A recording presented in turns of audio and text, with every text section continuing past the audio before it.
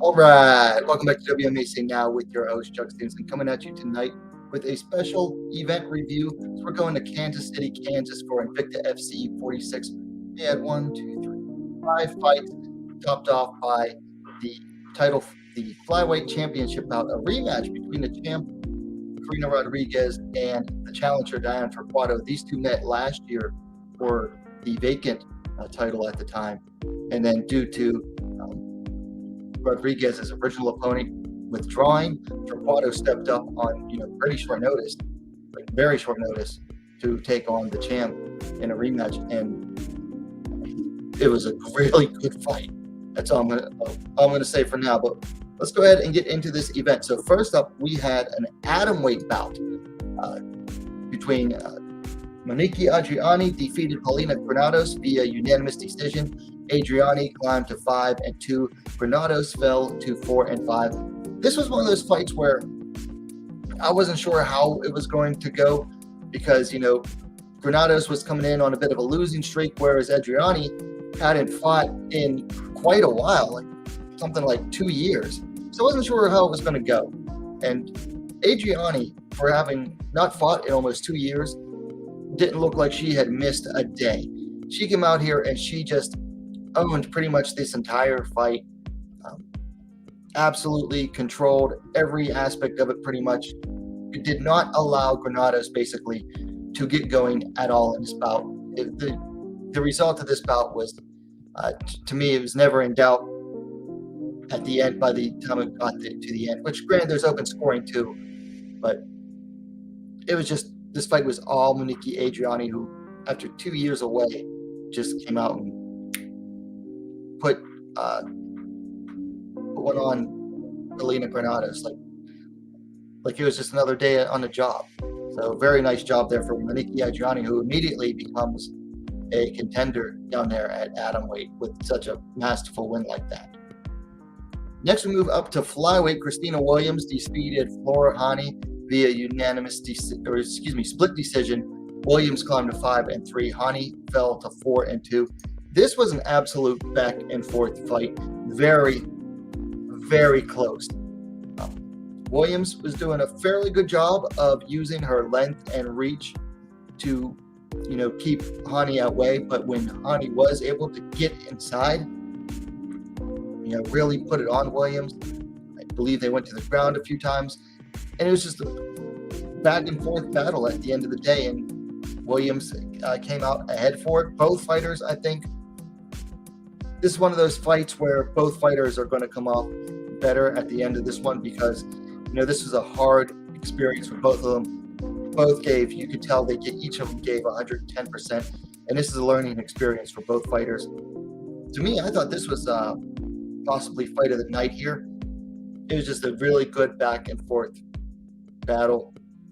I keep saying that because it's true.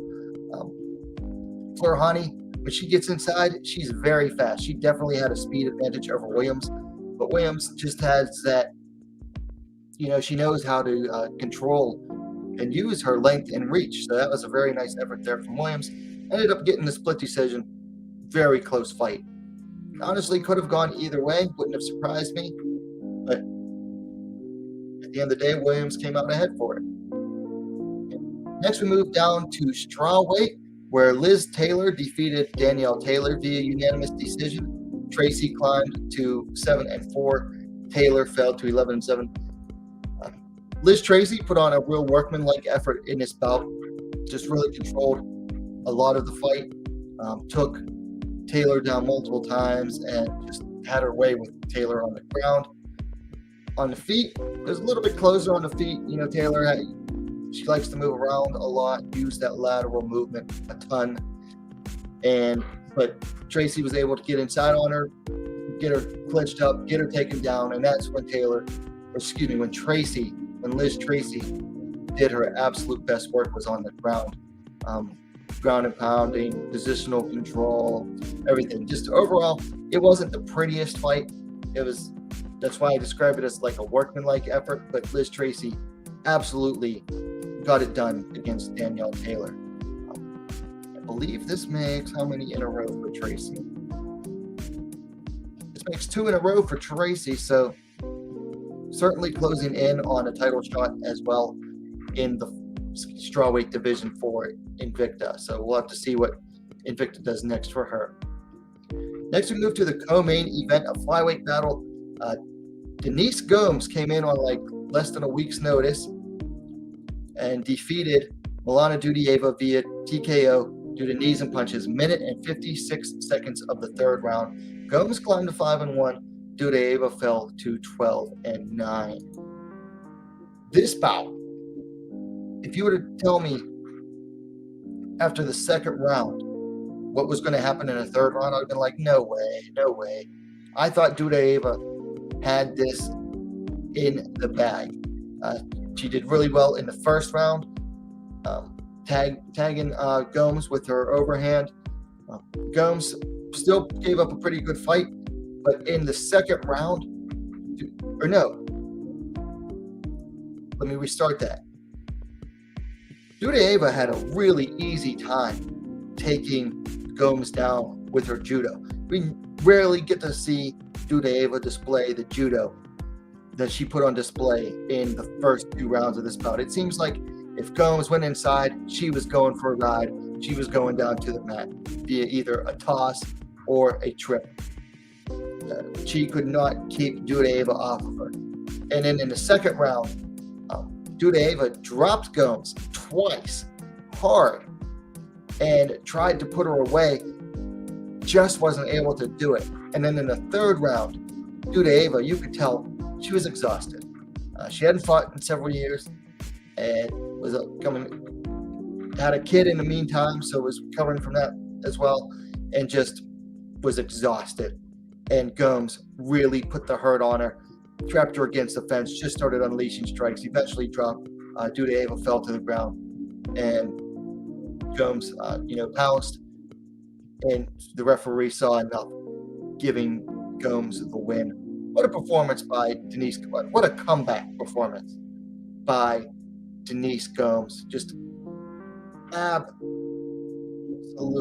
amazing comeback. Got dropped twice and then ends up getting the finish in the third round. And honestly, it was a hell of a performance from Dudieva too. I mean, she got to show off her judo in a way that we haven't seen from her in years, absolute years, because she's a long-time veteran of the sport. And Dudieva looked good, just she ran out of fuel after the second round. And it was really unfortunate because it was looking like a great comeback, but the story ended up being Denise Gomes, the late notice warrior, coming in there and getting the finish in the third round. Great fight. So then we move to the main event, flyweight championship, a rematch between these two from, I think it was about a year since they fought last. Let me check real quick. 10 months since they met for the first time for the vacant championship bout, and Rodriguez came away with the winner in that bout, and she defeated Daiana Torquato again via split decision after 5 rounds to remain the champion. Rodriguez climbed to 10-4. Torquato fell to 10-5. This fight was about as close as it gets. It did not help that the display on the screen was showing the wrong scores after each round. Apparently the fighters were getting the right scores, but the open scoring that the display on the screen during the broadcast was showing wrong. Just an absolute back and forth battle. Torquato, she hadn't trained for Rodriguez, but it sure as heck looked like she had trained for Rodriguez. If you were to tell me that Torquato had a crystal ball, put a scene into the future, and known that she was going to end up facing Karina Rodriguez again and might as well just train for her, you would not have surprised me, because she was doing very well in this fight against the champ. And the champ really had to put everything she had into it to get the win here. The biggest thing I saw from Torquato was that Rodriguez, she would throw the jab out, she would throw her punches, and she would overextend. And Torquato made Rodriguez pay each and every time that Rodriguez overextended, whether with punches or she would grab the head, and make her pay with a knee. And that was some of the best work that Torquato had. Rodriguez, we know what she does. She's going out there to box. And she also displayed some really good low kicks as well. But for the most part, the boxing was on point, just kept overextending. Torquato took Rodriguez down several times in the fight. And I know, usually it was enough to get in the round as well. That was her best way. Anytime pretty much Torquato felt that she was behind in a round, she made sure to take Rodriguez down and control her. Didn't get a whole lot of work done on bottom. Rodriguez is very good at, locking her opponents down, but Torquato did really well on there. At the end of the day, the judges, they had it split. Let me pull up the decision here real quick here. But so we're going to Invicta 46. So one judge had it 48-47, Rodriguez. Another judge had it 48-47 Torquato, and the final judge had it 49-46 for Rodriguez. That was the biggest difference so far. The media scores listed for this one on MMADecisions.com. One media score had it 48-47 Rodriguez. Another had it 48-47 Torquato. So this was, again, about as close as you can get with this fight. I honestly was not sure who was going to get to win after the fifth round. They don't show the open scores after the fifth round, and I just was not sure myself. It was a very close fight, about as close as it gets. Just the judges saw enough to give it to Rodriguez. The one that gave it 49-46, I have to disagree with that one. He was way too wide on that score. But Torquato just so much improved over the last fight. And it was a close fight the first time, but she looked so improved. Rodriguez really, really had to work for this win. Barely edging it out, but she managed to get it, and she's still the champ. And it remains to be seen what Invicta will do next with her. Now, myself, I know that she wants to go to the UFC. At 36 years old, it does not seem likely. What I would like to see her do, I'd like to see her get picked up by one championship. The 125-pound champ there, Seong Ji-nan, she needs new opponents.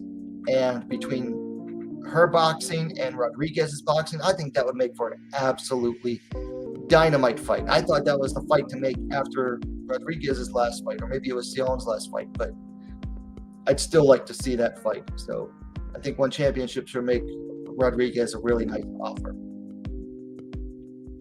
So those are my thoughts on Invicta 46, 5 fights, a nice array of them too, from atomweight up to flyweight. No bantamweight or featherweight fights this time. Maybe we'll see some on the next card. I believe their next event is scheduled for May. I'm not sure of the exact date, but looking forward to it. Invicta delivering again. Anyway, like I said, that is my review. In the meantime, let me know your thoughts on the event in the comments down below. If you like the video, please give it a like, share it as well. Let's help grow the channel. And while you're at it, don't forget to subscribe to WMMA Scene Now, the best, most complete women's mixed martial arts dedicated platform on YouTube. Thanks for watching. We'll see you next time.